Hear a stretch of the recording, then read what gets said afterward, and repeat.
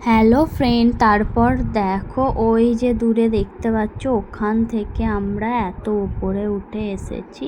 আর এখানে একটা দেবীর মন্দিরও ছিল। প্রথমে দেবীর মন্দিরে দর্শন করে নিই, তারপর আবার আরও ওপরে উঠতে থাকি। একদম লাস্ট পর্যন্ত উঠেছিলাম। এই দেখো, এটা হচ্ছে সব থেকে উপরটা।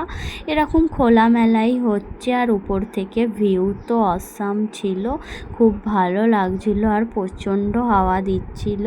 তো এখান থেকে দেখো নিচেটা পুরো হায়দ্রাবাদ সিটিটা দেখা যাচ্ছিল, খুবই সুন্দর লাগছিল। তারপর আস্তে আস্তে আমরা নিচের দিকে আবার নামতে থাকি। তো আমরা ভালোই বেশ ঘুরেছিলাম। এই দেখো নিচেতেও অনেকক্ষণ টাইম লেগেছিল নামতে। তারপর নামার সময় এখানে একটা এরকম গুহার ভেতরেই মন্দির মতো দেখতে পেয়েছিলাম।